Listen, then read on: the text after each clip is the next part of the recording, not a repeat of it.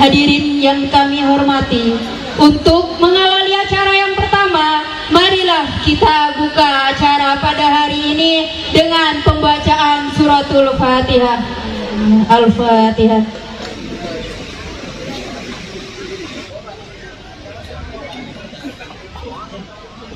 Amin, amin ya robbal alamin. Terima kasih, semoga dengan pembacaan surah Al-Fatihah tadi, rangkaian acara pada hari ini bisa berjalan lancar tanpa ada kendala apapun.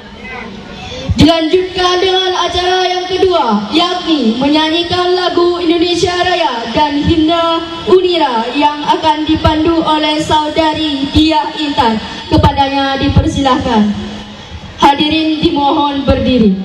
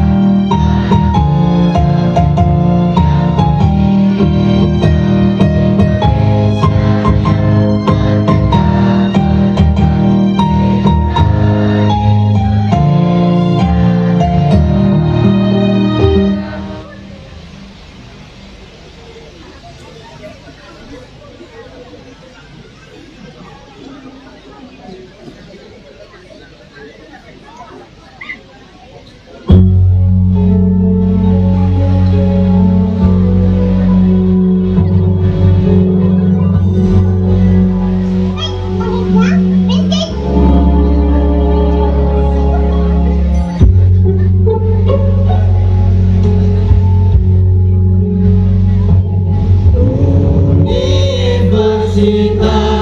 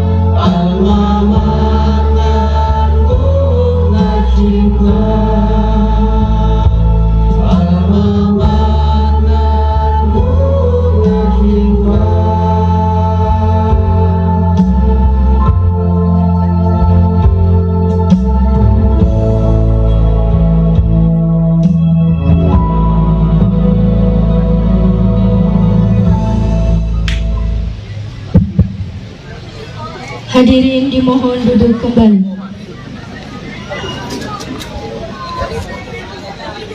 Dilanjutkan dengan acara yang ketiga, laporan Ketua Panitia yang akan disampaikan oleh Saudara Abdul Wafi. Kepadanya kami persilahkan.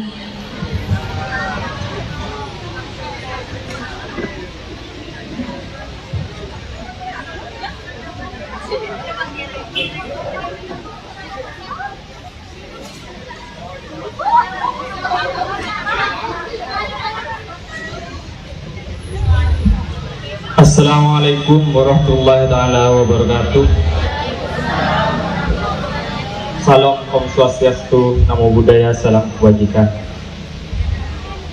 Yang terhormat Bapak DPD RI Insinyur Haji Laila Mahmud Mataliti, yang kami hormati Wakil Rektor 1 Ibu Dr. Anda Sri Harini, yang kami hormati Wakil Rektor 2 Bapak Dr. Andes S.C. Haji Ghazali MM, yang kami hormati Wakil Rektor 3 Ibu Dr. Winyuli Wardani S.H. MHum, yang kami hormati segenap Dekan Universitas Madura beserta jajarannya, yang kami hormati Dewan Perwakilan Rakyat Daerah Kabupaten Pamekasan Bapak Komarul Wahyudi SH, yang kami hormati Bupati Pamekasan atau yang mewakili, yang kami hormati Kapolres Pamekasan, yang kami hormati Bapak Dandim 082 Pamekasan. Terima kasih kami ucapkan kepada seluruh tamu undangan yang hadir pada acara kali ini. Saya ingin menyampaikan bahwa acara ini dihadiri kurang lebih 500 orang, terdiri dari kalangan pemuda yang sangat muda, yaitu ada dari OSIS se-Kabupaten Pamekasan, ada juga dari Dewan Perwakilan Mahasiswa se-Kabupaten Pamekasan, dan tentunya ada juga dari keluarga besar universitas itu sendiri. Saya selaku Ketua Panitia mohon maaf apabila ada hal-hal yang kurang berkenan di hati para hadirin dalam acara ini. Saya ucapkan kepada para tamu undangan, wabil khusus tamu yang dari luar, selamat datang di kampus kami, kampus tertua se-Madura dan kampus pilihan bijak masa depan. Mari kita ikuti acara ini sampai selesai. Hanya itu dari saya. Mohon maaf apabila ada kesalahan. Wallahul muwaffiq ila aqwamit thoriq. Wassalamualaikum warahmatullahi wabarakatuh. Terima kasih kami sampaikan. Acara yang keempat, sambutan. Sambutan yang pertama disampaikan oleh Ketua Dewan Perwakilan Mahasiswa Universitas Madura. Kepada Saudara Humaidi kami persilahkan.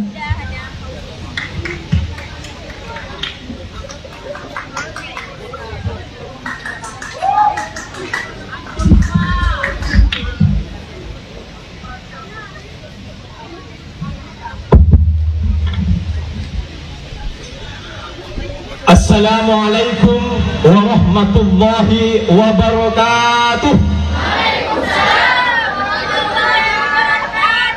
Hamdan syukran alaika ya Allah, salatan wa salaman alaika ya Rasulullah. Rabbi israh li sadri wa yassir li amri wahlul 'uqdatam min lisani yafqahu qawli. Amma ba'du. Yang kami muliakan Rektor Universitas Madura Dr. Faisal Estu Yulianto STMT, yang hari ini beliau belum bisa menemani kita semua karena ada halangan yang tidak bisa diwakili. Namun support dan dukungan kepada kami sangat luar biasa. Bahkan beliau kemarin berpesan kepada saya, setiap kebaikan pasti ada tantangannya. Namun apalah daya, kami yang terbiasa dengan badai tidak pernah gentar terhadap pegerimis.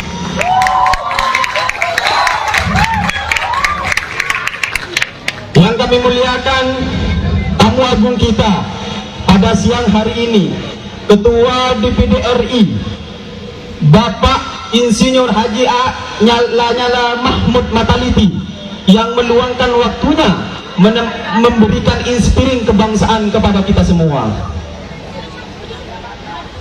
Dan tak lupa pula seluruh sivitas akademika Universitas Madura dan para dekan yang hadir pada siang hari ini, saya ucapkan banyak-banyak terima kasih.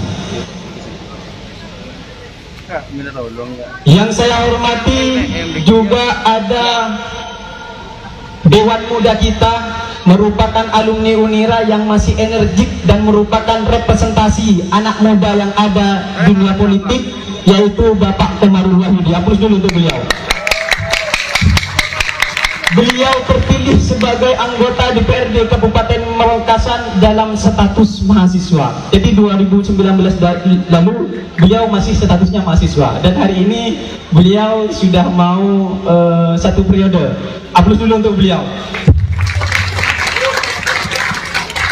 Dan juga tak lupa pula kepada seluruh tamu undangan, ada Forum Lembaga Legislatif Mahasiswa Indonesia Korda Madura atau yang dikenal dengan FL2MI yang juga ikut hadir memeriahkan wawasan kebangsaan dan tata negara Indonesia. Dan perlu diketahui sahabat-sahabat dan rekan-rekanku semuanya, pada siang hari ini ada semangat oleh anak-anak OSIS yang juga ingin mendengarkan langsung inspiring kebangsaan oleh Bapak Lanyala Mahmud Mataliti pada siang hari ini. Mengawali sambutan pada siang hari ini, izinkan kami mengepalkan tangan untuk senantiasa mengingat bahwa mahasiswa adalah penerus bangsa. Salam mahasiswa! Hidup rakyat Indonesia! Terima kasih. Bapak, Ibu, dan seluruh tamu undangan yang kami hormati, tentu desas-desus Indonesia akan mendapatkan bonus demografi 100 tahun kemerdekaan Republik Indonesia yang akan terjadi pada tahun 2045. Saya sebagai anak bangsa tentu bangga dan bersemangat. Kita harus memiliki visi yang sama, visi yang kuat untuk mewujudkan Indonesia Emas di tahun 2045 nanti. Visi ini melampaui batas-batas geografis, ras, agama, dan perbedaan sosial. Namun visi ini melibatkan setiap warga negara Indonesia, dari Sabang hingga Merauke, dari Maringas hingga Rote. Pada tahun 2045 nanti, Indonesia akan menjadi dikenal sebagai pusat inovasi dan pemimpin dalam berbagai sektor.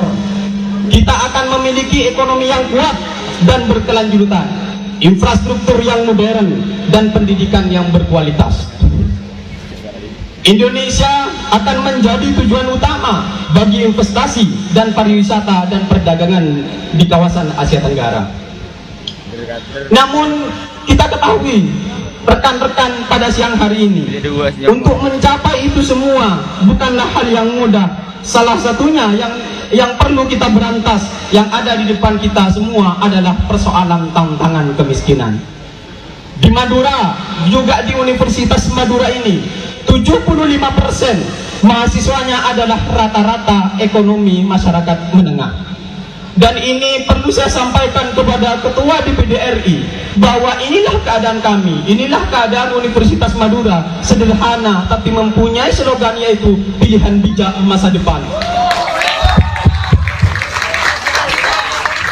Orang Madura kalau bijak memilih masa depan pasti kuliahnya di Unira, termasuk adik-adik OSIS ini nanti.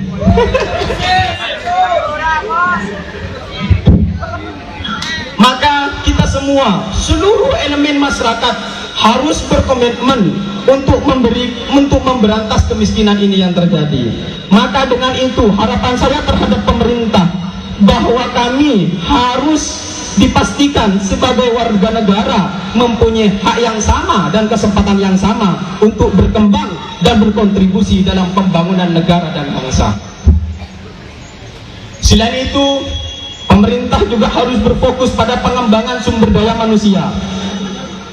Maka hal yang paling fundamental yang harus diciptakan oleh pemerintah adalah untuk menciptakan generasi-generasi muda yang cerdas dan kreatif dan inovatif. Itu adalah dunia pendidikan mulai dari sekolah dasar hingga perguruan tinggi.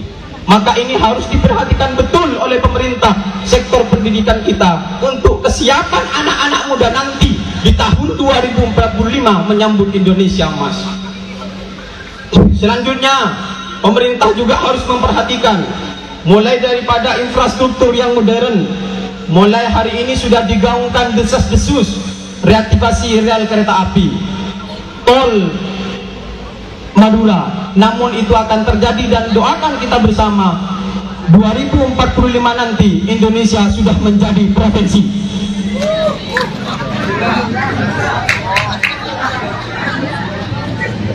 Bapak, Ibu, dan seluruh tamu undangan yang kami hormati, atas nama BPM Universitas Madura, kami menyampaikan banyak terima kasih kepada pihak yang terlibat dalam kegiatan ini, utamanya kepada Bapak Lanyala Mahmud Mataliti yang telah meluangkan waktunya untuk hadir pada universitas kami, memberikan inspiring kebangsaan pada kegiatan siang hari ini. Maka dengan itu kepada seluruh teman-teman peserta yang hadir pada kesempatan hari ini, mari kita semangat untuk mendengarkan inspiring kebangsaan dan tata negara Indonesia untuk menyambut Indonesia Emas di tahun 2045 nanti dan menyambut Madura Provinsi. Perlu diketahui sahabat-sahabat dan rekan-rekan, mumpung ada ketua DPD RI, sampaikan betul bahwa kami sebagai rakyat Madura menginginkan betul Madura menjadi provinsi. Setuju? Sekali lagi, Madura provinsi, setuju?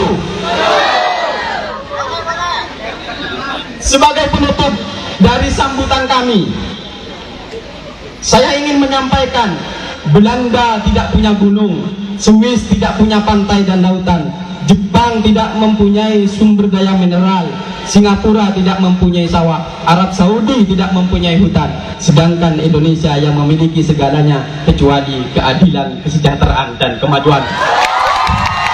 Wallahul muwaffiq ila aqwamit thoriq. Pikir-pikir amal soleh, sekali bendera dikibarkan, hentikan ratapan dan tangisan. Salam mahasiswa. Assalamualaikum warahmatullahi wabarakatuh.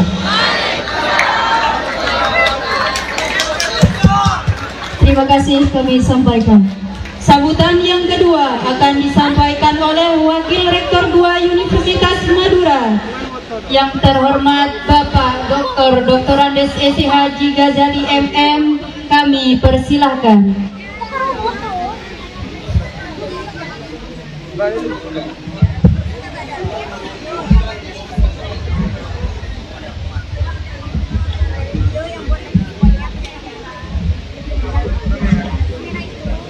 Bismillahirrahmanirrahim. Assalamualaikum warahmatullahi wabarakatuh. Assalamualaikum warahmatullahi wabarakatuh. Alhamdulillah wa syukurillah, la haula wa la quwata illa billah. Yang saya hormati tadi Bapak Insinyur Lanyala Mahmud Mataliti, Ketua DPD RI. Yang saya hormati Bupati Pamekasan atau yang mewakili, teman-teman Dewan, Komandan Kodim yang mewakili, Bapak Kapolres, dan seluruh jajaran Universitas Akademika Universitas Madura. Pertama saya mengucapkan selamat datang kepada Bapak Insinyur Lanyala Mahmud Mataliti. Ini sebenarnya senior saya. Nah, sebelum jadi ketua DPD, beliau ini sudah beberapa kali menjadi ketua Kadin Jawa Timur. Dan kebetulan saya juga sebagai wakil ketua Kadin Pamekasan. Nah, yang ketuanya Pak teman-teman Kadin juga hadir sekarang ya. Dan sekarang saya juga sebagai penasihat Kadin Pamekasan Pak Naya. Dan alhamdulillah ya. Dan penerusnya Pak Andi, Pak Adi, Ketua Kadin Jawa Timur, dan Bu Nurul, Ketua Kadin Institut, telah melakukan MOU dengan kita. Ya, Kadin Jawa Timur, mohon dukungannya Bapak. Jadi dalam rangka MOU-nya salah satu adalah pendirian rumah vokasi yang sampai saat ini masih belum karena nunggu Ketua Kadin Pamekasan. Jadi ini penting untuk mengatasi gap antara perguruan tinggi dengan dunia usaha. Tidak banyak yang saya sampaikan, tadi sudah tuntas disampaikan oleh Ketua DPM agar memberikan porsi yang lebih banyak kepada Bapak Abang Kubang Ngajala ini. Tetapi terus terang bahwa Bapak Insinyur Haji Lanyala ini terus konsisten mengawal perjuangan untuk demi rakyat Indonesia, terutama Madura. Salah satu yang menonjol yang dikawal adalah bagaimana kembali kepada Undang-Undang Dasar 45 yang murni dan ini dikawal. Termasuk yang tadi disampaikan oleh Ketua DPM, bagaimana Madura menjadi provinsi. Nah, saya pikir ini yang nanti menarik, nanti ditanyakan. Ya, kira-kira kan ini adalah wakil kita juga, Dewan Perwakilan Daerah dan ketuanya Bapak Insinyur Lanyala ini. Nanti kita bisa sampaikan apa yang menjadi aspirasi kita di Madura ini untuk kemajuan bangsa Indonesia ini. Saya pikir ini yang bisa saya sampaikan. Terima kasih. Wabillahi taufiq wal hidayah. Wassalamualaikum warahmatullahi wabarakatuh. Demikian sambutan dari Wakil Rektor 2 Universitas Madura. Kami ucapkan terima kasih atas sambutannya. Sebelum kita memasuki acara inti, marilah kita saksikan penampilan tari yang akan dipersembahkan oleh UKM Teater Universitas Madura. Selamat menyaksikan.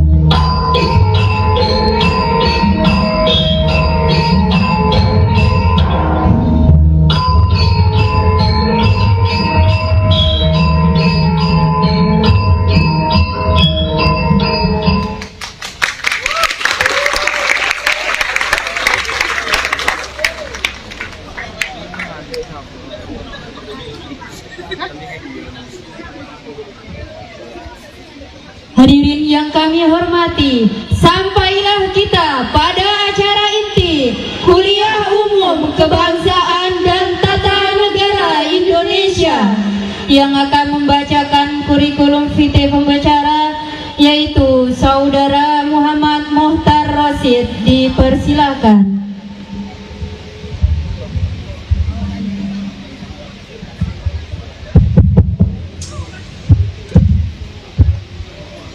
Assalamualaikum warahmatullahi wabarakatuh.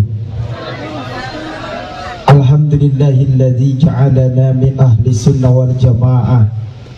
Walhamdulillahilladzi an'amana bi ni'matil islam wal iman wa bi ni'mati qaumi Universitas Madura.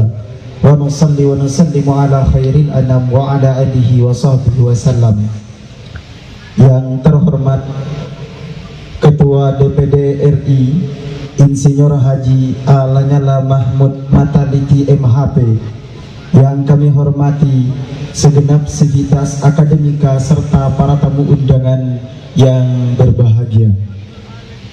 Indonesia merupakan negara yang memiliki banyak kekayaan alam, namun untuk menjadi barometer majunya peradaban tidak hanya cukup dengan kekayaan sumber daya alam, melainkan juga harus ditopang oleh sumber daya manusia. 2045 nanti Indonesia akan menerima bonus demografi. Tentu perlu ada tanggung jawab moral dan hal yang dipersiapkan oleh pemuda hari ini, mengingat subhanul yaum rijalul ghad, pemuda hari ini adalah pemimpin hari esok.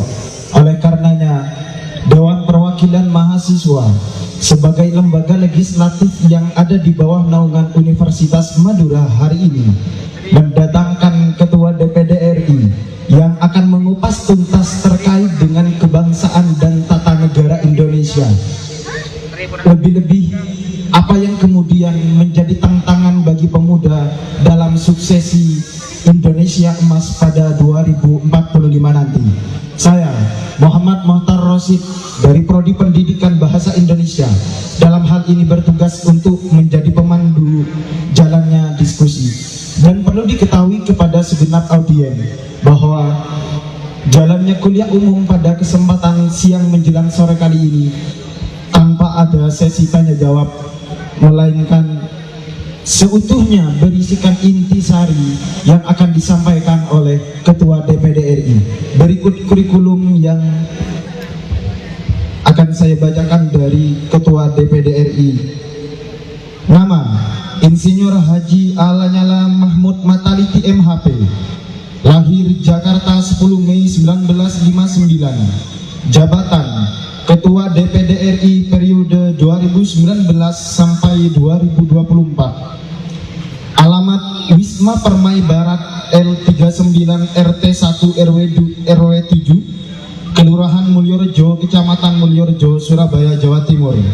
Agama Islam. Pendidikan: SD Bhinneka Bakti Surabaya pada tahun 1971. SMP Negeri 1 Surabaya pada tahun 1974. SMA Negeri 3 Surabaya 1977. Fakultas Teknik Sipil Universitas Brawijaya, lulus tahun 1984. Magister Sains Hukum dan Pembangunan dari Universitas Airlangga, lulus tahun 2022. Organisasi: 1. Ketua MPW Pemuda Pancasila Jawa Timur dari tahun 1993 sampai sekarang. 2. Bendahara GM Kosgoro Jawa Timur dari tahun 1990 sampai 1994. 3. Bendahara DPD KNPI Jawa Timur dari tahun 1993 sampai 1996. 4.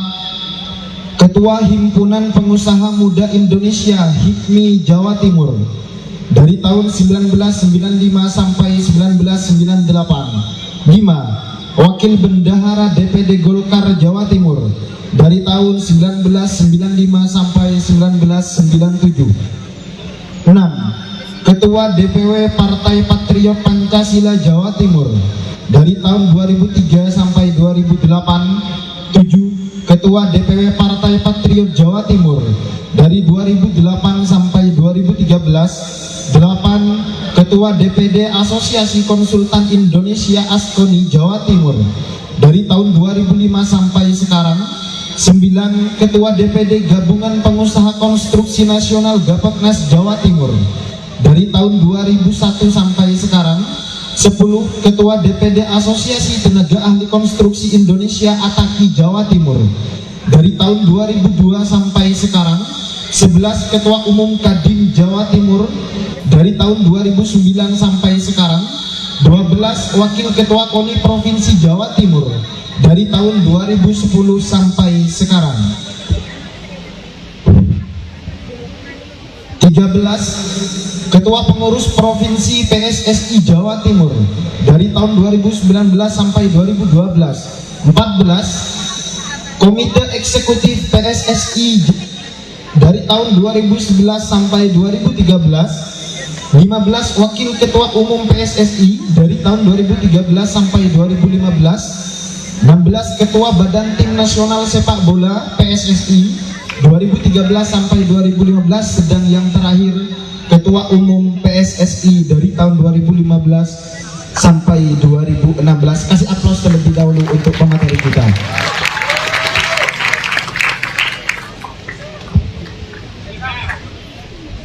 Namun agar suasana pada kesempatan siang kali ini tidak berjalan dengan tegang, terlebih dahulu saya akan membacakan pantun kepada hadirin yang berbahagia.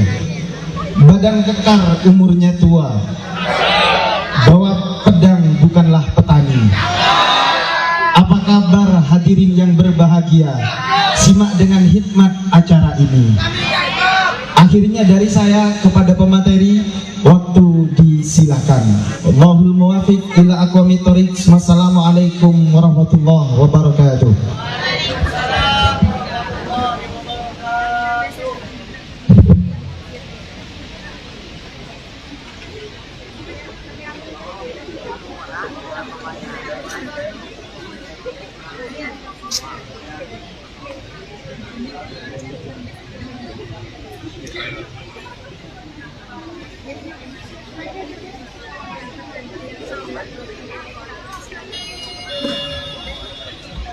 Bismillahirrahmanirrahim.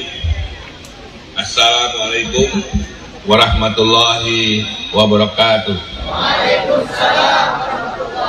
Salam sejahtera untuk kita semua. Yang saya hormati dan banggakan, Saudara Muhammad Komarul Wahyudi, anggota DPRD Pamekasan, para wakil rektor Universitas Madura, Wakil Rektor 1 Dr. Andasi Harini, Wakil Rektor 2 Dr. Ghazali, Wakil Rektor 3 Dr. Win Yuriwardani, serta para dekan dan dosen Unira, Kapolres Pamekasan dan Dandim atau yang mewakili, serta Saudara Khomaidi, Ketua Umum DPM Unira, yang tak lupa adik-adik mahasiswa Unira. Pertama-tama, marilah kita panjatkan puji syukur kehadirat Allah Subhanahu wa Ta'ala, karena atas rahmat dan karunia-Nya kita masih diberi kesempatan untuk bertemu dalam keadaan sehat walafiat. Sholawat serta salam marilah kita haturkan kepada junjungan kita Nabi besar Muhammad SAW beserta keluarga dan sahabatnya. Semoga kita mendapat syafaat beliau di hari hisab nanti. Saya sampaikan terima kasih kepada Sivitas Akademika Universitas Madura yang mengundang saya untuk ikut mengembangkan pikiran dalam kuliah umum wawasan kebangsaan yang diselenggarakan pada hari ini. Bapak, Ibu, dan para mahasiswa yang saya banggakan, tema hari ini adalah mengembalikan kedaulatan rakyat dan mewujudkan kesejahteraan rakyat Indonesia. Artinya saat ini rakyat berada dalam posisi tidak berdaulat, sekaligus belum sejahtera. Kita akan uji hipotesa tersebut. Yang pertama tentang kedaulatan rakyat. Benarkah rakyat saat ini tidak berdaulat? Dan yang kedua tentang kesejahteraan rakyat. Benarkah rakyat sulit menggapai kesejahteraan? Mahasiswa sebagai insan terdidik tentu memiliki tanggung jawab untuk mampu membaca dengan menggunakan kemampuan berpikir kritis sebagai seorang intelektual, sehingga dapat membaca situasi dan kondisi secara utuh dan dari semua sisi. Jika kita bicara hakikat dari demokrasi, tentu ada syarat utama yang harus dipenuhi, yaitu sistem bernegara yang menjamin rakyat sebagai pemilik negara punya saluran, baik langsung maupun tidak langsung, untuk terlibat dalam perumusan, pengembangan, serta pembuatan hukum. Sehingga dengan kata lain, rakyat sebagai pemilik kedaulatan ikut menentukan arah perjalanan bangsa dan negaranya.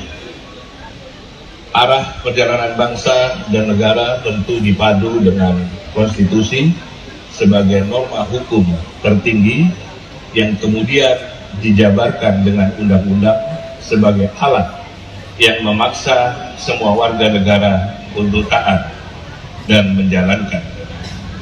Disinilah akar masalahnya. Sejak era reformasi, ketika bangsa dan negara ini melakukan perubahan konstitusi melalui amandemen Undang-Undang Dasar 1945 di tahun 1999 hingga 2002 silam, isi pasal-pasal di dalam naskah asli telah diubah sebanyak 95% lebih, sehingga isi dari pasal-pasal di dalam konstitusi yang dihasilkan di era reformasi itu sudah mengganti sistem bernegara Indonesia. Dari sebelumnya lembaga tertinggi negara, yaitu MPR sebagai pelaksana kedaulatan rakyat, diubah menjadi partai politik dan presiden terpilih yang menjadi pelaksana kedaulatan rakyat. Akibatnya kekuasaan dalam menjalankan negara sejak saat itu hanya berada di tangan ketua partai dan presiden terpilih, sehingga jika presiden terpilih membangun koalisi dengan ketua-ketua partai, maka kemanapun negara ini akan dibawa terserah mereka. Rakyat sama sekali tidak memiliki ruang kedaulatan. Meskipun ada Dewan Perwakilan Daerah yang merupakan wakil dari daerah, tetapi pada faktanya di dalam konstitusi DPD RI bukan pembentuk undang-undang, sehingga jika sekarang banyak rakyat yang kecewa dengan undang-undang yang ada, maka DPD RI tidak bisa secara maksimal memperjuangkan. Inilah sistem bernegara hasil dari era reformasi, sehingga yang terjadi oligarki politik dan oligarki ekonomi semakin membesar dan menguasai negara, karena terjadi hubungan timbal balik antara oligarki politik dan oligarki ekonomi akibat biaya politik yang mahal di dalam pemilihan presiden secara langsung, begitu pula dengan pemilihan gubernur, bupati, dan wali kota secara langsung.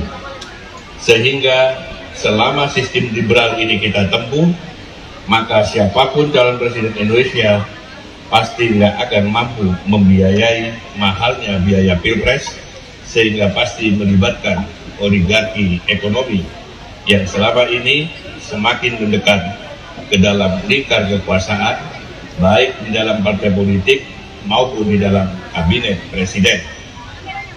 Sehingga sekali lagi, produk undang-undang yang bersifat mengikat seluruh penduduk Indonesia hanya dihasilkan oleh anggota DPR yang merupakan kepanjang tangan ketua umum partai.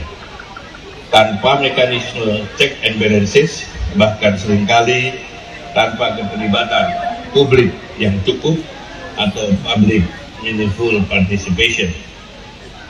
Dan kita sekarang menyaksikan lahirnya puluhan undang-undang yang pro kepada mekanisme pasar dalam penataan ekonomi nasional, karena faktanya sampai hari ini kesejahteraan dan kekayaan hanya dinikmati segelintir orang, sementara jutaan rakyat dalam keadaan miskin dan puluhan juta lainnya sangat berpotensi untuk menjadi miskin.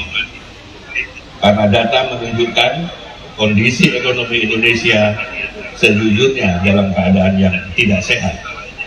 Karena angka ICOR atau Incremental Capital Output Ratio kita yang merupakan alat ukur total faktor produksi dan ukuran besar investasi, ternyata Indonesia tercatat lebih buruk dari negara-negara tetangga kita di ASEAN.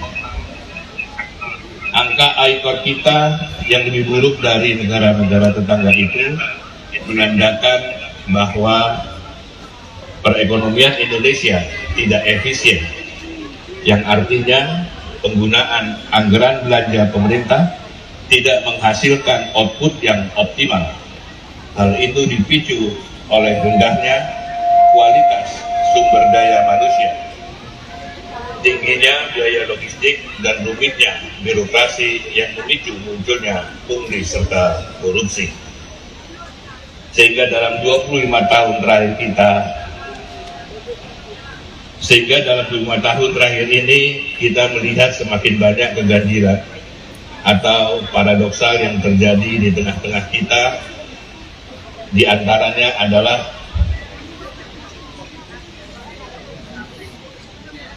amanat reformasi yang dituntut pada mahasiswa saat itu adalah menghapus korupsi, kolusi, dan nepotisme.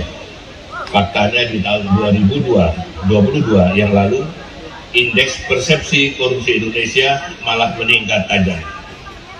Mengapa ini terjadi? Karena sejak amandemen di era reformasi tersebut, negara tidak lagi berdaulat untuk menyusun ekonomi, karena ekonomi dipaksa disusun oleh mekanisme pasar bebas. Negara tidak lagi berkuasa penuh atas bumi, air, dan kekayaan yang terkandung di dalamnya, karena cabang-cabang produksi yang penting bagi hajat hidup orang banyak sudah dikuasai oleh swasta, baik itu swasta lokal maupun swasta asing. Sehingga hipotesa bahwa kesejahteraan rakyat semakin jauh dari harapan terbukti benar. Rakyat hanya bisa menjalani hidup untuk memenuhi kebutuhan dasar. Tetapi cita-cita lahirnya negara ini yaitu memajukan kesejahteraan umum dan mencerdaskan kehidupan bangsa dengan muara terwujudnya keadilan sosial bagi seluruh rakyat Indonesia terasa semakin jauh dari kenyataan. Bapak, Ibu, dan hadirin para mahasiswa yang saya banggakan, dahulu para pendiri bangsa telah merumuskan suatu sistem demokrasi yang memberi ruang rakyat sebagai pemilik kedaulatan untuk duduk di lembaga tertinggi negara, yaitu di dalam Majelis Permusyawaratan Rakyat, di mana mereka mendapat tempat sebagai utusan daerah dan utusan golongan. Selain ada juga anggota DPR yang dipilih melalui pemilu legislatif. Sehingga MPR itu adalah penjelmaan seluruh elemen bangsa menjadi sebuah sistem demokrasi yang berkecukupan atau sufficient, karena menampung semua elemen bangsa tanpa ada yang ditinggalkan. Sebagai lembaga tertinggi negara, MPR menyusun haluan negara dan memilih presiden, sehingga presiden harus tunduk di bawahnya, karena presiden menjadi petugas MPR alias petugas rakyat, bukan petugas partai, karena MPR adalah pelaksana kedaulatan rakyat. sehingga Presiden sebagai kepala pemerintahan wajib melaksanakan haluan negara yang disusun oleh MPR. Konsep bernegara yang sangat baik tersebut sayangnya belum pernah diterapkan secara sempurna di era Orde Lama dan era Orde Baru, karena di era Orde Lama dari tahun 1945 hingga tahun 1966 MPR belum dapat dibentuk secara utuh dan konsisten karena situasi saat itu yang tidak mendukung akibat beberapa perubahan model konstitusi dan adanya agresi militer Belanda serta beberapa pemberontakan di dalam negeri. Di era Orde Baru, rumusan para pendiri bangsa tersebut malah tidak diterapkan secara benar, justru terjadi penyimpangan terang-terangan karena MPR sebagai lembaga tertinggi negara faktanya tidak menjadi penerimaan rakyat karena utusan daerah dan utusan golongan secara tidak langsung ditentukan oleh Presiden. Bahkan anggota DPR dipenuhi oleh golongan karya yang ditopang oleh kekuatan birokrasi dan militer serta anggota golongan karya itu sendiri. Dan lebih celaka lagi, sistem rumusan para pendiri bangsa yang ideal untuk Indonesia tersebut justru kita buang dan kubur di era reformasi 25 tahun yang lalu melalui perubahan konstitusi. Bapak, Ibu, dan para mahasiswa yang saya banggakan, oleh karena itu tidak ada pilihan. Sistem bernegara saat ini yang diakibatkan oleh kecelakaan perubahan konstitusi di era reformasi harus kita akhiri, dan dengan cara kembali kepada rumusan asli sistem bernegara dan sistem ekonomi Pancasila. Karena hanya sistem demokrasi Pancasila yang memiliki lembaga tertinggi yang mampu menampung semua elemen bangsa sebagai bagian dari penjelmaan rakyat. Sehingga ciri utama dan yang mutlak harus ada dalam sistem demokrasi Pancasila adalah semua elemen bangsa ini yang berbeda-beda, yang terpisah-pisah, harus berada sebagai kedaulatan utama yang berada di dalam sebuah lembaga tertinggi negara, yaitu di dalam Majelis Permusyawaratan Rakyat atau MPR. Itulah konsepsi sistem bernegara kita yang tertuang di dalam naskah asli Undang-Undang Dasar 1945, di mana terdapat wakil-wakil yang dipilih dan utusan-utusan yang diutus untuk berada di MPR. Wakil-wakil yang dipilih adalah peserta pemilihan umum, sedangkan wakil-wakil yang diutus adalah mereka yang diusung dan diberi amanat oleh kelompok mereka.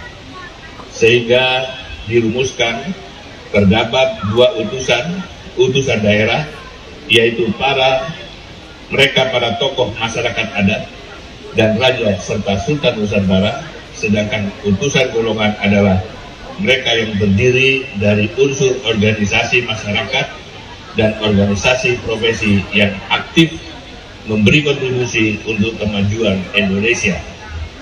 Dengan demikian, maka utuhlah demokrasi kita, semuanya terwadahi sehingga menjadi demokrasi yang berkecukupan tanpa ada yang ditinggalkan. Untuk kemudian mereka bersama-sama menyusun arah perjalanan bangsa melalui GBHN dan memilih presiden dan wakil presiden sebagai mandataris atau petugas yang diberi mandat, sehingga presiden adalah petugas rakyat, bukan petugas partai. Desain atau rumusan asli sistem bernegara para pendiri bangsa itu tidak mengenal sistem bikameral, tidak mengenal Dewan Perwakilan Daerah yang dipilih melalui pemilu. Oleh karena itu, sebagai tawaran penyempurnaan Undang-Undang Dasar naskah asli melalui amandemen dengan teknik adendum, saya mengusulkan agar Dewan Perwakilan Rakyat atau DPR tidak hanya diisi oleh peserta pemilu dari partai politik saja, tetapi juga diisi oleh peserta pemilu dari unsur perseorangan, yaitu DPD RI. Sehingga anggota Dewan Perwakilan Daerah yang juga dipilih melalui pemilu dari unsur perseorangan berpindah menjadi satu kamar di DPR RI, karena pada hakikatnya mereka sama-sama dipilih melalui pemilu. Dengan adanya anggota DPR RI peserta pemilu dari unsur perseorangan atau non-partai tersebut akan membawa dampak positif setidaknya dalam 3 hal. Pertama, memperkuat mekanisme check and balances terhadap eksekutif apabila koalisi besar partai politik dengan pemerintah. Apabila terjadi koalisi besar partai politik dengan pemerintah. Kedua, proses pembuatan undang-undang di DPR tidak hanya kita serahkan kepada kepanjang tangan partai politik saja, tetapi juga dilakukan oleh people representative di dalam DPR. Dan ketiga, sebagai penyeimbang dan penentu dalam pengambilan keputusan-keputusan penting di DPR RI, karena anggota dari unsur non-partai tidak dapat dikendalikan oleh ketua umum partai. Sedangkan utusan daerah dan utusan golongan harus diberi hak untuk memberikan pertimbangan yang wajib diterima oleh DPR RI dalam penyusunan undang-undang. Hal itu sekaligus sebagai penguatan fungsi public meaningful participation atau keterlibatan publik dalam penyusunan undang-undang. Sehingga hasil akhirnya kita memperkuat sistem bernegara yang telah dirumuskan para pendiri bangsa tanpa mengubah struktur atau konstruksi sistem bernegara di mana penjelmaan rakyat harus berada di dalam lembaga tertinggi negara. Jadi gambarannya yang perlu saya sampaikan pada saudara-saudara, bagaimana caranya? Jawabnya kita dorong lahirnya konsensus nasional agar bangsa ini kembali kepada Pancasila dengan mengembalikan Undang-Undang Dasar 1945 naskah asli untuk kemudian kita amandemen dan sempurnakan kelemahannya dengan teknik adendum tanpa mengubah sistem bernegaranya. Inilah peta jalan yang sekarang sedang saya tawarkan kepada bangsa ini. Mari kita perbaiki kelemahan naskah asli konstitusi kita, tetapi kita jangan mengubah total konstitusi bernegara yang telah dirumuskan oleh para pendiri bangsa. Akhir kata, semoga Allah Subhanahu wa Ta'ala senantiasa memberi petunjuk jalan yang lurus, memberikan rahmat dan hidayah pada kita semua. Amin. Saya sengaja tidak berpanjang lebar di sini memberikan kuliah umum, karena yang saya berikan ini sangat padat, tinggal bagaimana untuk dilaksanakan oleh kita sebagai rakyat Indonesia. Tadi kalau tidak salah apa sudah dibagikan buku peta jalan.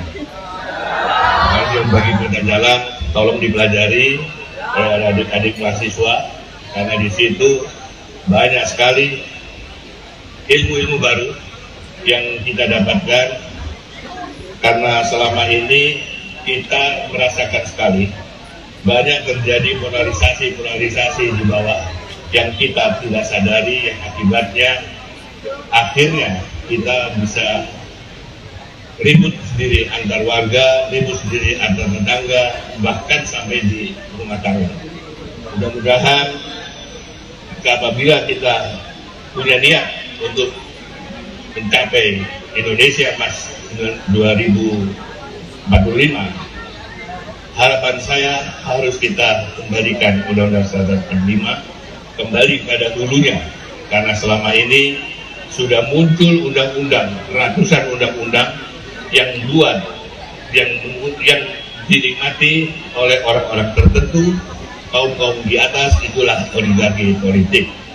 Dan sudah saatnya rakyat Indonesia berpikir kenapa terjadi seperti ini. Mungkin di bawah merasa biasa-biasa saja, tapi kita yang di atas merasakan sekali, banyak sekali terjadi perdebatan-perdebatan yang akhirnya kita merasakan sekali bahwa saya sebagai anggota DPD RI yang tidak berpartai politik, saya tidak bisa membawa misi apa yang diwakilkan oleh orang-orang yang tidak berpartai. Padahal Indonesia ini dulunya dipimpin oleh MPR, sekarang hanya dikuasai oleh partai politik, sedangkan partai politik adalah satu kelompok kecil menurut saya, karena masih banyak kelompok besar yang tidak mau berpartai, mereka tidak mendapatkan kesempatan untuk memberikan masukan-masukan kepada perjalanan arah bangsa kita. Inilah yang harus kita jalankan, harus kita usahakan. Saya sudah keliling di 34 provinsi dan lebih dari 360 kabupaten kota se-Indonesia. Saya suarakan selalu kembali kepada Undang-Undang Dasar 45 kalau kita mau ikut mensejahterakan rakyat. Karena sejak amandemen tahun 2002 kita sudah tidak melaksanakan Pancasila dan kita sudah tidak melaksanakan Undang-Undang Dasar 45. Yang kita ikuti adalah demokrasi liberal. Demokrasi liberal ini bukan contoh dari pendiri bangsa kita. Mudah-mudahan Allah Subhanahu wa Ta'ala akan mengabulkan cita-cita suci yang dengan ikhlas kami semua berjuang untuk supaya kembali. Terima kasih. Wallahu muwaffiq ila aqwamit thoriq. Wassalamualaikum warahmatullahi wabarakatuh. Mohon izin kepada Bapak Ketua DPD RI untuk tetap berada di tempat. Untuk menulis pesan-kesan kepada adik-adik mahasiswa Universitas Madura serta pemberian cenderamata kepada Bapak Ghazali serta Bapak Komarul Wahyudi serta Saudara Humaydi Haram naik di atas panggung. Ini saya serahkan tulisan ini untuk para generasi muda. Harapan saya pada para muda harus berani menyampaikan kebenaran. Kebenaran bisa disalahkan, kebenaran tidak bisa dikalahkan. Generasi muda sekarang harus jadi generasi penerus bangsa.